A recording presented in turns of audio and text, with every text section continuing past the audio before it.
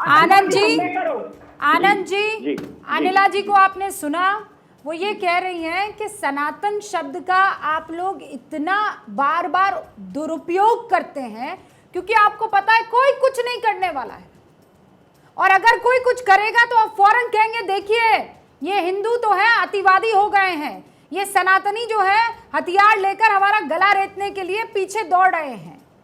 नहीं, रूबिका जी नमस्ते, मेरी आवाज आ रही है? बिल्कुल सर, अब आ रही है। और देखिए, सबसे पहले आपने उस समय सवाल का जवाब नहीं दे पाए, अब देता हूँ।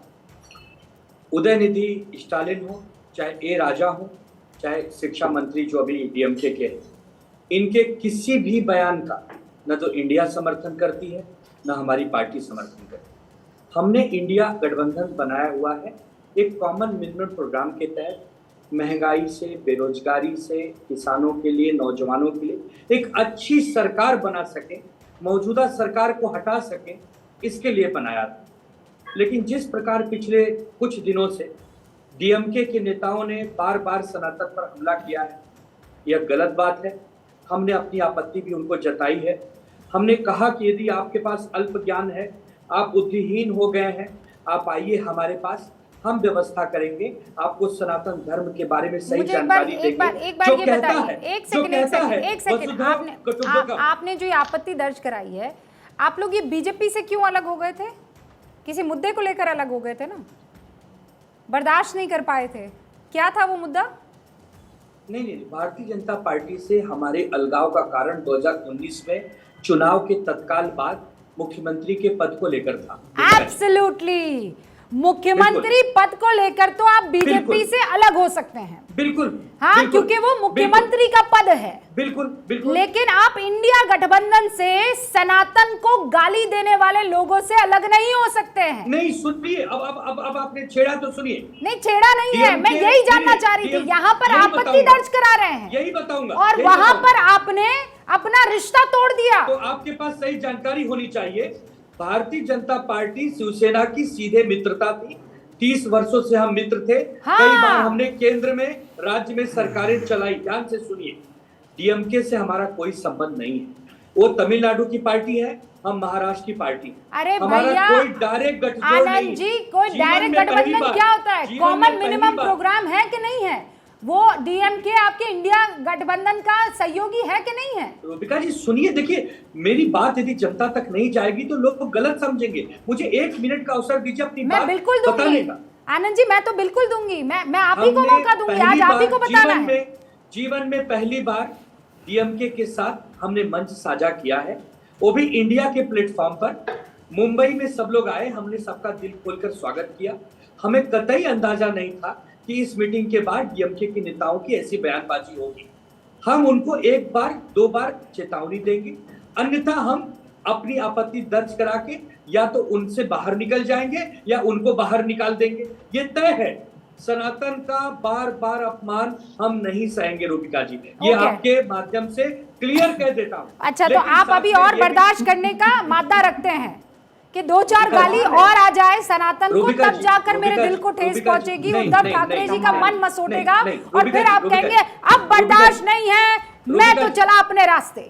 रूबिका जी ध्यान से सुनिए, पहले स्टालिन पार्टी के मुखिया हैं, स्टालिन को हमने अपनी आपत्ति दर्ज कराई है। अब हाल फिलहाल में जो शिक्षा मंत्री ने बयान दिया, हम तो उन्हें जानते भी नहीं। उदयनिधि ने अपने बयान पे कुछ देर के बाद ही सफाई देनी चाहिए, ठीक है, उस पर भी हमने कहा कि हम इससे खुश नहीं है, आपके इस सफाई वाले बयान से भी। इस विषय को आप ऐसे न जोड़ें कि और वो कहेंगे और गालियां देंगे और भद्दी टिप्पणी कर, ऐसी बात नहीं है। हमें भारतीय जनता पार्टी से सबक लेने की कोई जरूरत नहीं है, हमें और किसी के ज्ञान की कोई जरूरत नहीं है। उद्धव ठाकरे जी अयोध्या को लेकर ऐसी टिप्पणियां, ऐसी बातें नहीं कर रहे हैं जहां पर सच में सनातन को लेकर आप लोग भी अटैक मोड में नजर आए? क्या कहा आपने रूबिका जी? क्या उद्धव ठाकरे अयोध्या को लेकर बार बार टिप्पणियां नहीं कर रहे हैं? क्या वो उस पोजीशन में नहीं है? उनके टिप्पणी के संदर्भ को आप इससे न जोड़ें। आप बताइए फिर क्या संदर्भ है? उन्होंने सत्यपाल मलिक, जो भारतीय जनता पार्टी के पूर्व बड़े नेता, जम्मू कश्मीर के गवर्नर रह चुके हैं, उन्होंने जो आशंका जताई है उसी बात को दोहरा रहे। उद्धव ठाकरे जी कह रहे हैं कि भारतीय जनता पार्टी के चाल चरित्र चेहरा अब तक जो सामने आया है, ये चुनाव जीतने के लिए दंगे तक करवा सकते हैं, हिंसा करवा सकते हैं। तो क्या ये अयोध्या में जो राम मंदिर, राम भक्त वहां जाएंगे, क्या उन पर हमला भी करवा सकते हैं? एक आशंका सत्यपाल मलिक जी के बयान से जोड़ के कही है। इसमें अच्छा सनातन आनंद कहां जी, से आ गया? और चाल इसमें चरित्र सनातन चेहरे कहां से का आ गया? बदलाव इसे नहीं कहेंगे कि उस मतलब वो शिवसेना, बाल ठाकरे की शिवसेना अब ये कह रही है कि अयोध्या में राम मंदिर के नाम पर दंगे हो जाएंगे। ये चाल चरित्र चेहरे में बदलाव नहीं है।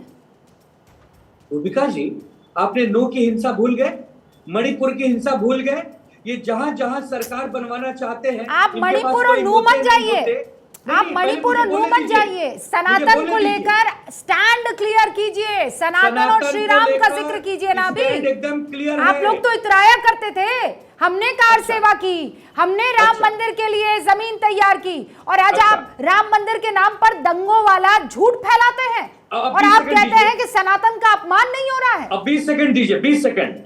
19 में हम सरकार में आते हैं महाराष्ट्र में कांग्रेस के साथ। 20 में आदरणीय उद्धव ठाकरे जी अयोध्या जाकर रामलला जी के दर्शन करते हैं। फिर 2022 में आदित्य ठाकरे जी वहां जाकर दर्शन करते हैं। हम लोग उद्घाटन में भी जाएंगे। हम तो हमेशा राम मंदिर और अयोध्या आते जाते रहे हैं। ये बात देश से जुड़ी है। आनंद जिस जी, प्रकार भारतीय वो जनता खबर पार्टी मैंने ने- ही दिखाई थी और खबर दिखाने में कोई कोताही नहीं बरती थी, इसलिए क्योंकि रामलला के दर्शन करने जो जो जाएगा हिंदुस्तान में उसकी खबर वो पाएगा। बिल्कुल अच्छी बात है, अच्छी बात है। इसके लिए हम आपका जो धन्यवाद करते हैं। और उसमें कतराएगा नहीं। आज आनंद दुबे राम मंदिर का जिक्र करने में थोड़ा सा परेशान हो रहे हैं। नहीं, नू, बिल्कुल नहीं, पर बिल्कुल जिस नहीं। तरीके से आप आक्रोशित नहीं। होकर यहाँ पर बात कर रहे हैं, सनातन के बारे में बात करते हुए आप थोड़ा सा परेशान हो रहे हैं। ये बिल्कुल कौन नहीं, सी पार्टी बिल्कुल है? नहीं, ये बिल्कुल नहीं। उद्धव ठाकरे, जिनके पिता बाल ठाकरे बिल्कुल नहीं। हुआ मैं करते पहला थे इस नेता हूं। पार्टी के मुखिया, उसका शख्स ये बात कर रहा है। मैं पहला नेता हूं, पहली अपनी पार्टी का पहला प्रवक्ता हूं, जिन्होंने यहां तक कहा कि उदयनिधि स्टालिन, अगर आपके पास बुद्धि नहीं है, हो सकता है आपके पास ज्ञान की कमी हो,